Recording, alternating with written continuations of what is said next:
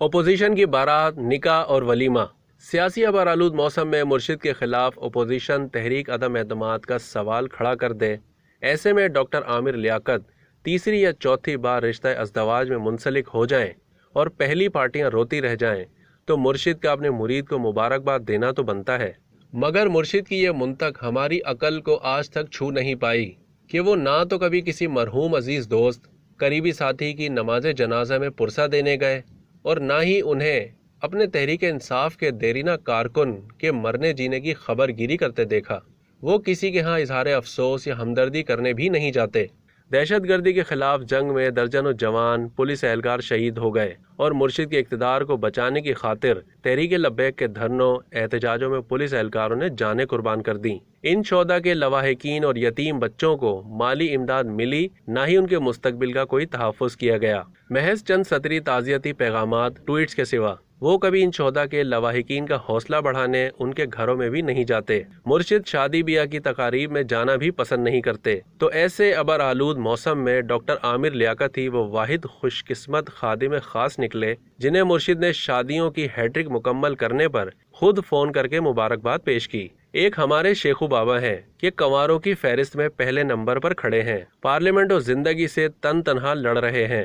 کاش شیخو بابا کم از کم ایک شادی تو کر لیتے کہ خاتون خانہ اپنے نصیب بھی ساتھ لے آتی، زندگی میں 1 سے 2 ہو جاتے، ممکن تھا کہ قومی اسمبلی میں بھی ان کی 1 سے 2 سیٹیں ہو جاتی۔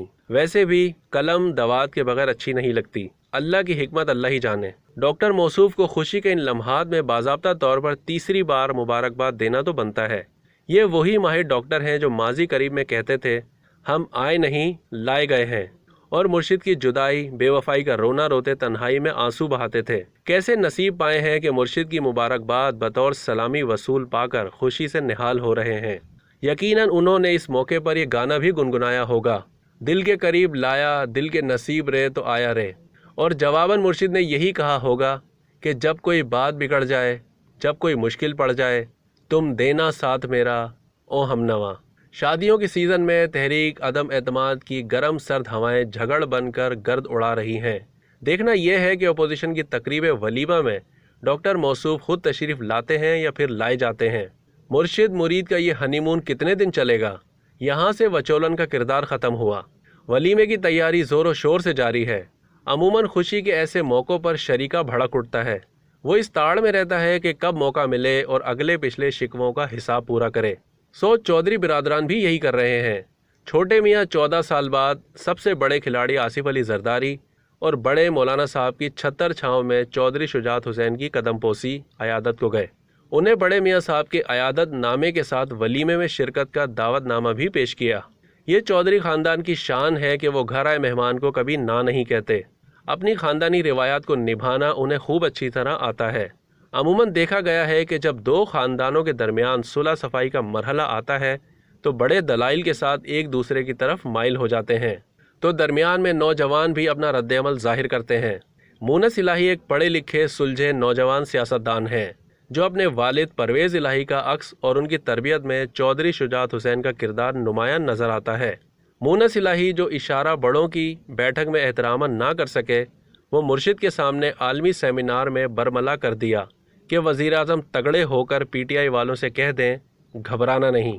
مونس الہی کا یہ کمال انداز سیاست اب یہ طے کرے گا کہ اپوزیشن کا ولیمہ کامیاب ہوگا یا نہیں۔ آپ اس فکرے کو 1000 بار غور سے دہرائیں تو یہ پیغام صرف مرشد کے نام ہے کہ ہم تو آپ کے ساتھ کھڑے ہیں، لیکن آپ کی پارٹی آپ کے ساتھ انصاف نہیں کرے گی۔ اور ساتھ ہی وچولن سے بھی کہہ دیا کہ کوئی نیا رشتہ تلاش کرو، ہم تو سیاسی لوگ ہیں، ہمارا کام ہی لوگوں سے ملنا ہے، جن سے تعلق بناتے ہیں اسے نبھاتے بھی ہیں، لیکن اگر کوئی خود سے تعلق نبھانا نہ چاہے اور کوئی دوسرا دل سے دوبارہ تعلق بنانا چاہے تو ہم انکار بھی نہیں کرتے۔ مونس الہی کے مختصر پیغام پر مرشد کا کھل کھلا کر کہہ کہا لگانا صاف ظاہر کرتا ہے کہ وہ آج کل شدید دباؤ میں ہیں۔ اپوزیشن، حکومتی اتحادیوں اور جہانگیر ترین گروپ سمیت سب نے اپنے پتے سینے سے لگا رکھے ہیں۔ اپوزیشن کا پہلا کارڈ لانگ مارچ، دوسرا تحریک عدم اعتماد، ناکامی کی صورت میں اسمبلیوں سے استعفے آخری کارڈ۔ اب یہ فیصلہ فریقین نے کرنا ہے کہ اس نظام کو مزید 1.5 سال چلانا ہے یا بحرانی صورتحال کی دلدل میں دھستے ہی چلے جانا ہے۔ مرشد کے لیے کوئی خیر کی خبر نظر نہیں آتی۔ اپوزیشن ان کے خلاف آخری حد تک جائے گی۔ اسمبلیوں سے استعفے کا مطلب یہ ہوگا کہ مرشد ضمنی انتخابات کرانے کی پوزیشن میں نہ رہیں اور قبل از وقت انتخابات نون لیگ کی بڑی کامیابی ہوگی۔ اب یہ کھیل رکے گا نہیں، اپوزیشن کی بارات آئے گی، ایک اور نکاح ہوگا اور ولیمہ بھی۔ اب تک کے لیے اتنا ہی۔ مزید معلومات کے لیے ڈیلی جنگ کے یوٹیوب چینل کو سبسکرائب کرنا نہ بھولیے۔